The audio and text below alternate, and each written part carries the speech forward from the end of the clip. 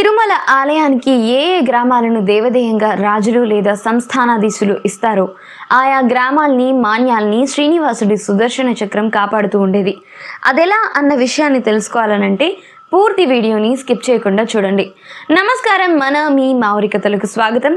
తిరుమల కథలు 61వ ఎపిసోడ్కు సుస్వాగతం.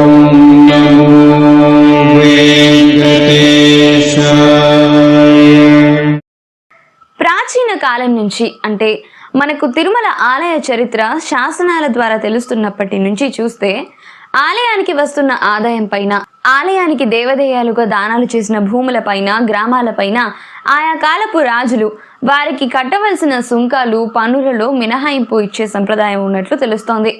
దాదాపు 1801వ సంవత్సరంలో ఆలయం ఈస్ట్ ఇండియా కంపెనీ వారి యాజమాన్యంలోకి వచ్చే వరకు ఇదే కొనసాగింది.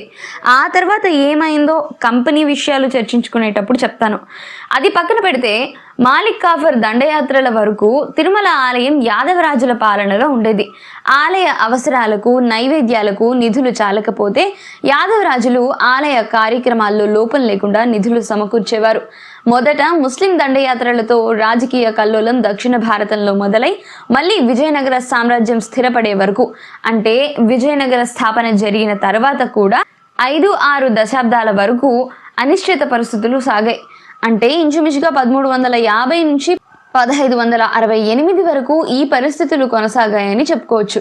అది తెలుసుకునే ముందు ఆ కాలంలో గ్రామాలలో వ్యవసాయ పరిస్థితి, రైతులు పన్ను ఎంత కట్టాలి, గ్రామం నుండి ఎటువంటి పన్నులు వసూలు చేసేవారు, దేవదేయంగా భూములు గాని గ్రామాలు గాని ఆలయానికి ఇస్తే పంటలో రాజుకెంత, రైతుకెంత, ఆలయానికి ఎంత భాగం వెళ్ళేది అన్నవి ఆసక్తికరమైన విషయాలు.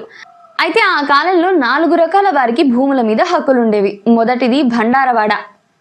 ఇవి రాజుగారి భూములు. వాటి ఆదాయాలు రాజుగారి ఖజానాకు నేరుగా వెళ్తాయి. రెండవది అమరం. నాయకులు లేదా పాలెగాళ్ల చేతుల్లో ఉన్న భూములివి. వీరి ఆధీనంలో ఉన్న భూములు, గ్రామాలపై వచ్చే ఆదాయాన్ని ఈ నాయకులు తీసుకుని రాజు తరపున ఈ ఆదాయంతో కొంత సైన్యాన్ని ఏర్పాటు చేసి రాజు అవసరాలను బట్టి సహాయానికి పంపాలి. వీటిలో రకరకాలున్నాయి. పూర్తి ఆదాయం సైన్యం మీద ఖర్చు పెట్టడం, లేదా కొంత సైన్యానికి, కొంత నాయకునికి, కొంత రాజుకి, ఇలా భాగాలుగా ఖర్చులు పెట్టడం చేసేవాళ్ళు. ముఖ్యంగా వచ్చే ఆదాయం వెచ్చించడంలో తయారుగా ఉంచాల్సిన సైనికుల సంఖ్యను బట్టి మార్పులుంటాయి. మూడవది దేవదేయాలు. ఆలయాలకు దానాలుగా ఇచ్చిన భూములు, గ్రామాలు, బ్రాహ్మణులకు ఇనాములుగా ఇచ్చినవి, వేద పాఠశాలలకు, శాస్త్ర పాఠశాలలకు ఇచ్చినవి, మఠాలకు, సన్యాసుల అధీనంలోని భూములు. నాలుగవది రైతుల అధీనంలోని భూములు. దీని మీద చాలా చర్చ ఉంది. భూమి ఎవరిదైనా భూమి మీద వచ్చే పంటను ఆ రోజుల్లో 2 భాగాలు చేసేవారు. మేలవరం అంటే భూమి హక్కుదారు భాగం, కుడివరం అంటే భూమి సాగు చేసే రైతు భాగం. రాజుకు వెళ్ళినా, నాయకునికి వెళ్ళినా, ఆలయానికి వెళ్ళినా, వేద పాఠశాలలకు వెళ్ళినా, మఠాధిపతులకు వెళ్ళిన, భూమి సొంతదారులకు వెళ్ళిన అది మేలవరం భాగం మాత్రమే. ఎటువంటి భూమి ఖాతా అయినా దున్ని పండించేవాడి కుడివరం భాగంలో మార్పు లేదు. అది ఆ పండించిన రైతుకు చెందాల్సిందే. మేలవరం భాగంలోనే భూకామాందులకు, రాజుకు, ఆలయాలకు భాగాలు.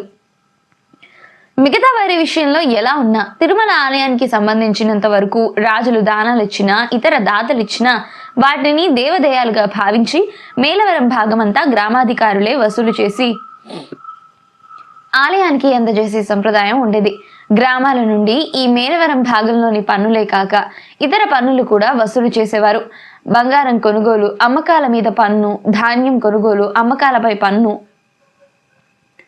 భూమి అమ్మకం లేదా కొనుగోలు పన్ను, ఉచితంగా సేవలందించడానికి పన్ను, జంతువుల మీద పన్ను, రాకపోకల పన్ను, వర్తకదారుల మీద పన్ను, నూనె తీసేవారి మీద పన్ను, బట్టలు నేసేవారి మీద పన్ను, తోటలు పెంపకంపై పన్ను, చేపల చెరువులపై పన్ను, బందల దొడ్ల పన్ను, తప్పిపోయిన జంతువులు, ఇలా రకరకాల పన్నులు. కొన్ని సందర్భాలలో యువరాజు పెంపకానికి, రాజమాత ఖర్చులకు విడిగా పన్నులు వసూలు చేసేవారు. రాజుగారిని శత్రువులు ఎత్తుకుపోతే చెర విడిపించడానికి, శత్రువులకు కట్టడానికి గ్రామానికి ఇంత అని వసూలు చేసే పన్ను. తిరుమల ఆలయం విషయంలో గ్రామాన్ని దేవదేయంగా రాజు ఇచ్చినా, ఇతర దాతలు ఇచ్చినా ఆ గ్రామం విషయంలో ఇది వరకు చెప్పిన పన్నులన్నీ రద్దయినట్లే. అంటే ఆ గ్రామం నుండి వచ్చే అన్ని రకాల ఆదాయాలు ఆలయానికి చెందుతాయి. గ్రామాన్ని ఏ దాత అయినా దానంగా ఇవ్వాలనుకుంటే ఆ గ్రామంపై రాజుకు వచ్చే ఆదాయం, ఇతరులకు వచ్చే ఆదాయం అంతా కలుపుకొని ఆ గ్రామానికి ఒక ధర నిర్ణయించి అంత ధనం కట్టిన వారికి దేవాదాయం చేస్తారు. అందులో కొంత భూకామాందులకు వారి భాగం, ఇతరులకు వారి భాగం, మిగతాది రాజుకు వెళతాయి. ఈ మార్పు వలన భూమిని నిజంగా సాగు చేసే వారి భాగంలో ఎటువంటి మార్పు లేదు. తిరుపతి గ్రామాన్ని దేవాదాయంగా తిరువెంకటనాథ యాదవరాయలు అంటే అప్పటి సామంతరాజు చేసినప్పుడు చెక్కించిన శిలాశాసనంలో ఈ విషయాలు చాలా విపులంగా ఉన్నాయి. ఇటువంటి దేవాదాయాలు గ్రామాల పరిధిలో కానీ లేదా ఆలయ అధికారుల సమక్షంలో కానీ జరగవచ్చు.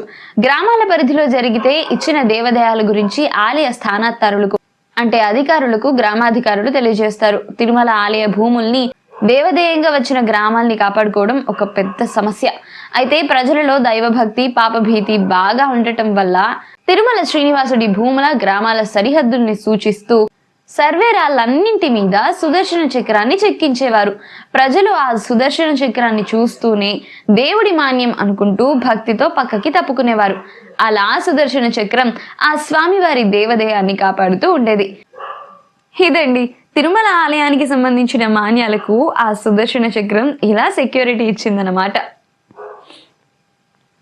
తిరుమల తిరుపతి దేవస్థానాలకు సంబంధించిన మరిన్ని ఆసక్తికరమైన విశేషాలతో వచ్చే వారం మళ్ళీ మీ ముందుంటాను. అంతవరకు సెలవా మరి.